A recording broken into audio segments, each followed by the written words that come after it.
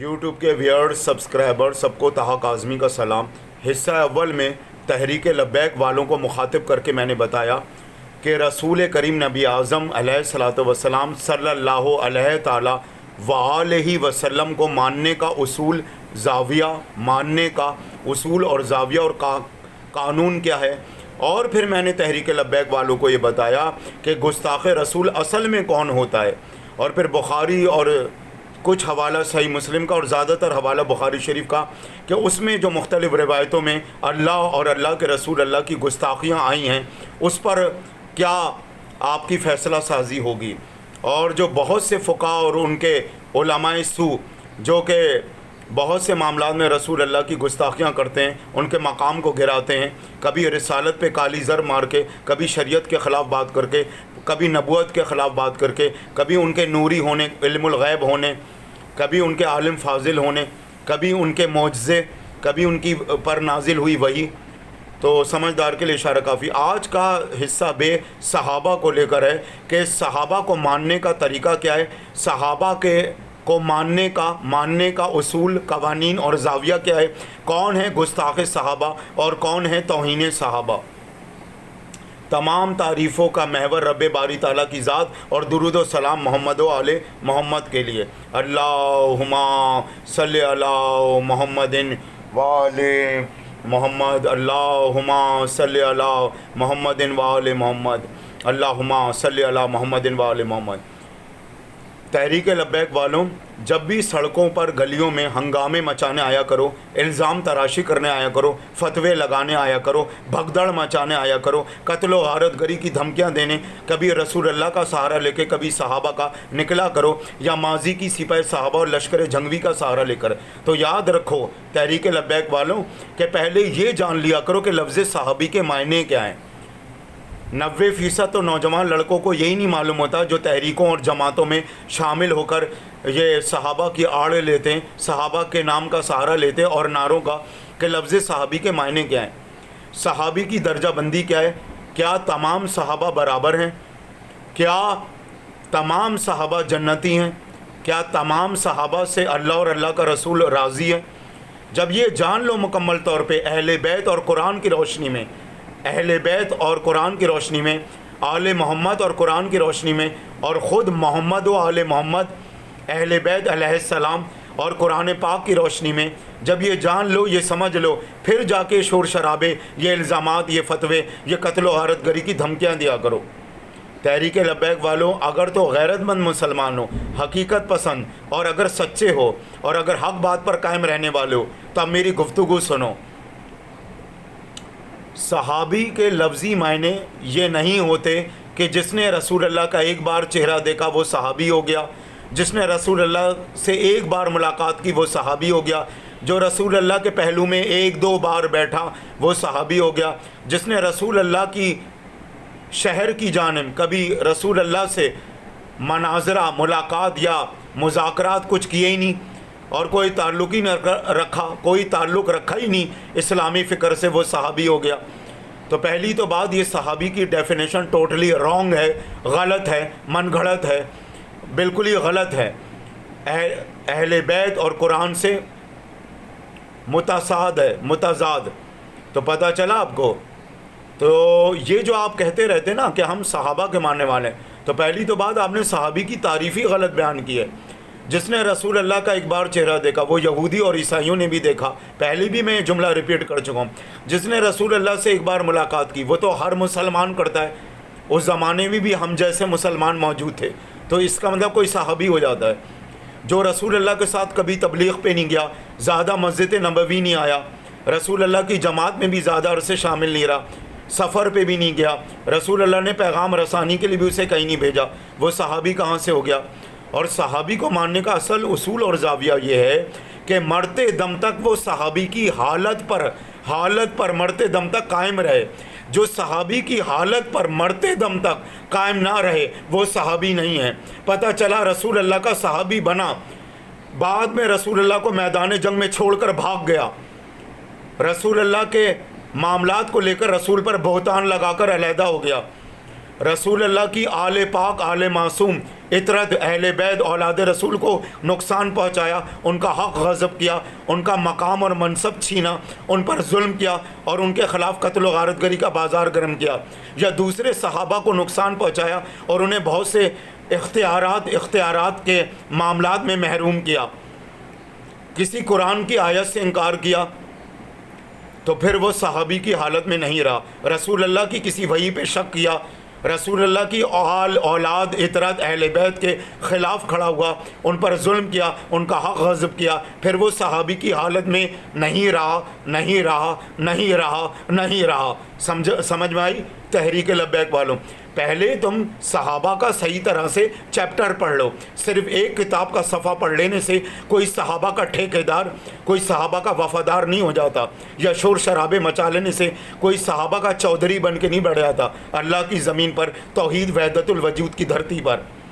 اب آئیے کہ صحابہ کی تقسیم اور درجہ بندی۔ مومن صحابہ کا بھی ذکر ہے قرآن میں، مظلوم صحابہ کے بھی، اور منافق صحابہ کا بھی ذکر ہے۔ صحابہ میں اہل علم اہل حکمت بھی رہے اور اہل نفاق بھی رہے۔ صحابہ میں درجہ بندی تقسیم کاری کے لحاظ سے بھی رہی، انصار صحابہ، مہاجر صحابہ، اور مزید درجہ بندی بھی رہی جو خود مسلمانوں نے کی، جو خود مسلمانوں نے اپنے طور پہ کی۔ غریب صحابہ، امیر صحابہ، حکومت والے صحابہ، ریاست والے صحابہ، اور غریب غربا صحابہ۔ یہ تقسیم تو امت نے خود کی، اس سے بڑی کوئی گستاخی ہوتی نہیں جو صحابہ کی امت نے کی، رسول اللہ کے صحابہ کی گستاخی۔ مشاجرات صحابہ بیان کرنا، صحابہ کے درمیان جنگیں، صحابہ کے درمیان ایک دوسرے پہ لان تان تبرہ، ظالم صحابہ کا مظلوم صحابہ پہ ظلم، ظالم صحابہ کا اہل بیت علیہ الصلوۃ والسلام اور اس کے بعد صحابہ پہ ظلم اور تشدد، منافق صحابہ کا مومن صحابہ کے خلاف خروج، صحابہ کے خلاف جنگ کرنا، صحابہ کے خلاف تبرہ کرنا، صحابہ کے خلاف نفاق پھیلانا، اس سے بڑی کوئی گستاخ صحابہ نہیں اور توہین صحابہ نہیں۔ کبھی آپ نے مشاجرات صحابہ کو امام محدثین اہل سنت سے، راوی اسلام اہل سنت سے، سیاستہ اہل سنت سے، کبھی آپ نے اس طریقے سے صحابہ کو ڈسکس کیا؟ آپ تو ہر وقت حقیقتوں کو، معاملات کو چھپانے میں لگے رہتے ہیں، اور اسی کی آڑ میں آپ دنگا فساد پھیلاتے ہیں بہانے کر کے۔ کیا عمار ابن یاسر رسول اللہ کے صحابی نہیں تھے جن کا بے دردی سے قتل کیا امیر شام معاویہ کے حواریوں نے معاویہ کے حکم سے؟ کیا حضرت ابو بکر کے بیٹے محمد بن ابی بکر، جو حضرت علی کو صرف اور صرف رسول اللہ کا جانشین اور وارث مانتے تھے اور علی کی اتباع کی، علی کے ہاتھ پر بیعت کی، وہ کیا صحابی نہیں تھے؟ مولا علی کے، امام علی مقام حضرت علی کے، اللہ کے ولی علی کے، بوترا مولائے کائنات مشکل کشا امام مبین امام مرسلین علی بن ابی طالب کے؟ کیا مالک ابن نویرہ کا، جو خالد بن ولید نے بے دردی سے قتل کیا منکرین زکوٰۃ کا بہانہ کر کے، اور ان کی گھر کی عورتوں کی عصمت دری کی گئی اور ان کے خاندان کے رفقا کو قتل کیا گیا بے دردی سے منکرین زکوٰۃ کا بہانہ کر کے، جبکہ وہ غریب حال میں تھے، وہ آسودہ حال میں نہیں تھے، خوشحال حال میں نہیں تھے، اور ان سے زبردستی زیادہ ٹیکس لینا ان کی آمدنی سے زیادہ، کیا یہ ضلالت نہیں تھی؟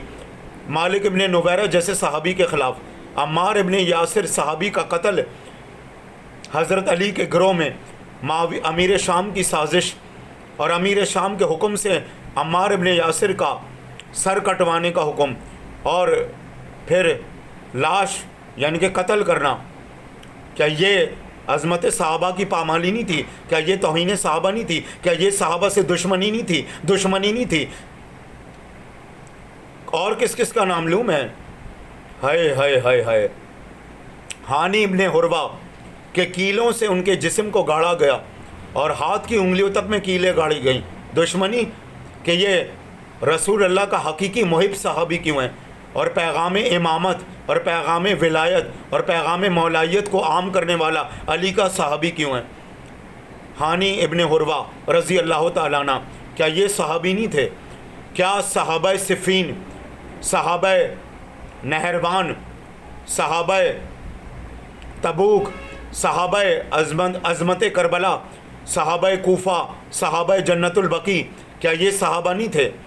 صحابہ امام جعفر صادق، صحابہ امام زین العابدین، صحابہ امام حسین، صحابہ امام علی مقام حضرت علی، صحابہ امام علی نقی، تقی جواد، امام علی رضا، حسن عسکری، موسیٰ کاظم، محمد باقر، کیا یہ صحابہ نہیں تھے؟ کیا ان صحابہ کی اولادیں، رسول اللہ کے ان صحابہ کی اولادیں مزید صحابہ نہیں بنی؟ تو پھر عظمت صحابہ کہاں گئی آپ کی؟ اور خلافہ کا آپ سہارا لیتے ہیں۔ تو میرا ایک سوال ہے آپ سے کہ حضرت ابو بکر نے تو ہاتھ کھول کر نماز پڑھی، اہل سنت میں تو یہ روایتیں بھی موجود ہیں سیاستہ میں، امام محدثین اہل سنت سے، راوی اسلام اہل سنت سے۔ اور حضرت عمر روزہ افطار نہیں کرتے تھے جب تک کہ اذان مکمل نہ سن لیں، اس کے بعد نماز نہ پڑھ لیں، اس کے بعد دعائے افطار نہ کر لیں، پھر کھجور منہ میں رکھتے تھے۔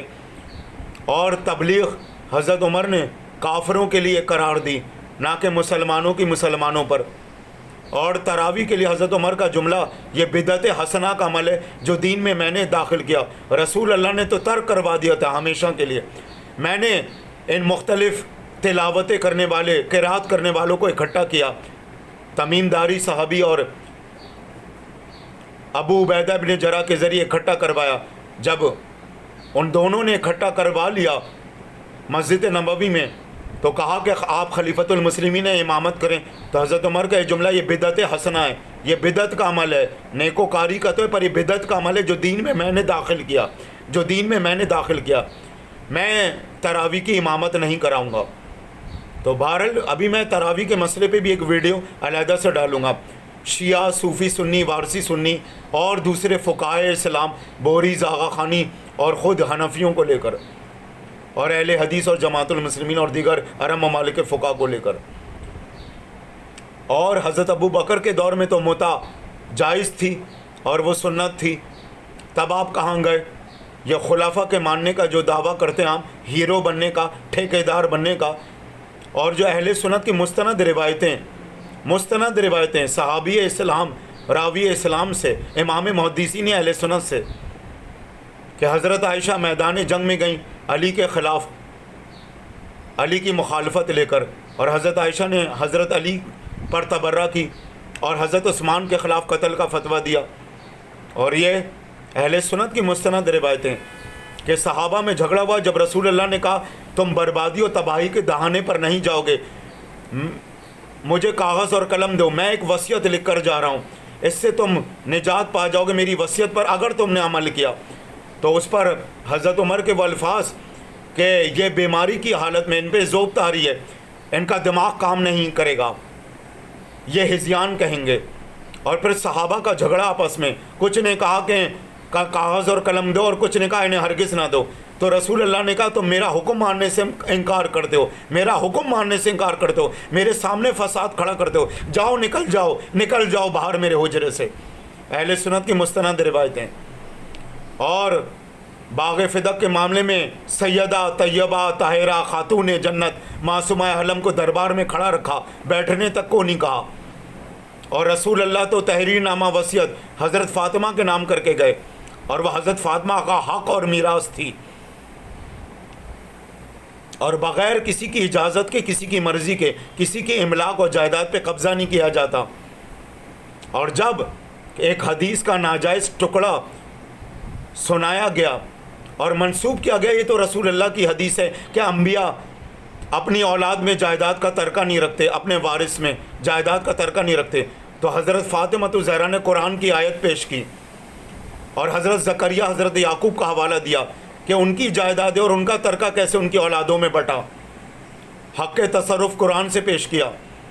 اور جب صحابہ نے، بخاری شریف صحیح مسلم کے بقول صحابہ نے فرمایا کہ حضرت ابو بکر ہی نے اپنے طور پر کہا ہوگا، ہمارے سامنے تو رسول اللہ نے کبھی نہ مسجد نبوی میں یہ بات کی، نہ کسی سفر و تبلیغ میں، کہ ہم انبیاء اپنی اولاد میں جائیداد کا ترکہ نہیں رکھتے۔ اور حضرت فاطمہ الزہرا سلام اللہ علیہا جنہوں نے اسلام کی آبشاری اپنی اولادوں کو قربان کر کے، اپنی نسل کو قربان کر کے کی. ہدایت، نبوت، امامت، ولایت، رسالت سب انہی کے گھر سے چلی. تو انہیں تو کوئی جائیداد کے ٹکڑے کی کوئی لالچ نہیں تھی، لیکن حق تصرف اگر نہ اپنا مطالبہ کرتی تو دنیا یہ کہتی کہ کوئی خواتین کا حق نہیں، کوئی اولاد کا حق نہیں، کسی لڑکے یا کسی لڑکی کا بالخصوص اپنے باپ سے ترکہ لینے کا، جبکہ شریعت نے حق دیا.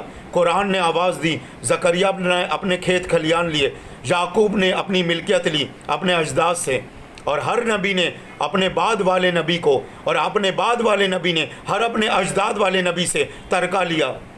اور خود صحابہ نے کہا کہ یہ ابو بکر کے بقول حضرت ابو بکر کے کہ میں نے رسول سے سنا ہے. تو انہوں نے کہاں سنا یہ؟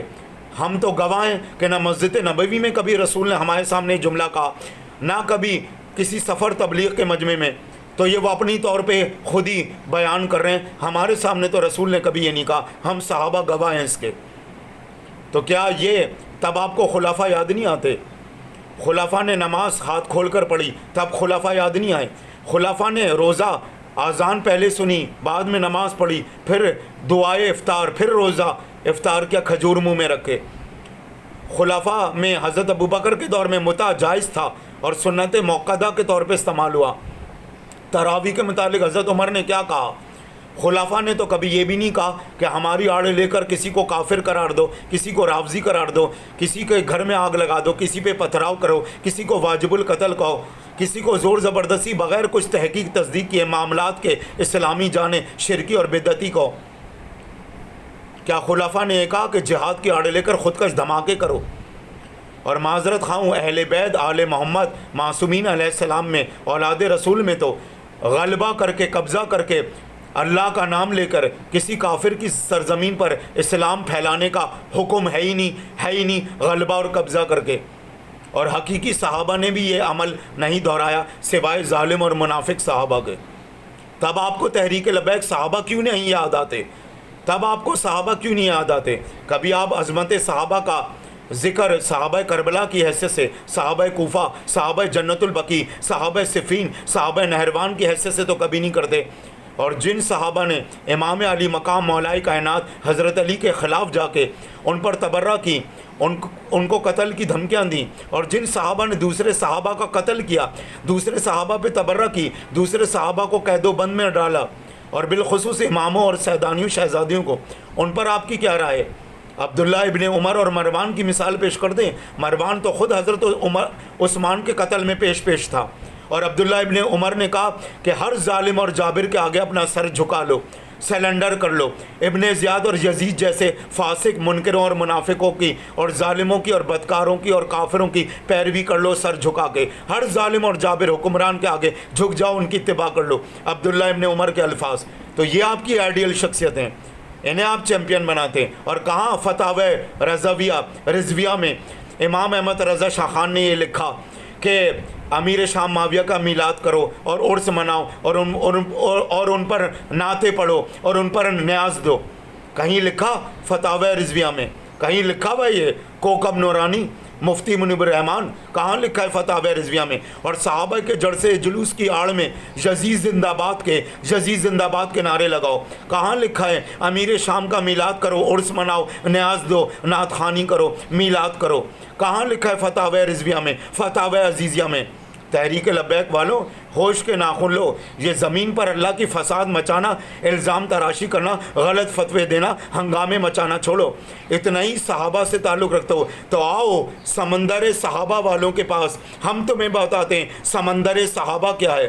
ہم تمہیں بتاتے ہیں صرف چند صحابہ کو مان لینے سے یا ان کا نام لے کر پلے کارڈ استعمال کر لینے سے کوئی صحابہ کا ٹھیکیدار نہیں بن جاتا. یہ پوچھو سمندر صحابہ سے تعلق، لشکر صحابہ سے تعلق رکھنے والوں سے کہ محفل صحابہ کیا ہے، ذکر صحابہ کیا ہے، سبیل صحابہ کیا ہے.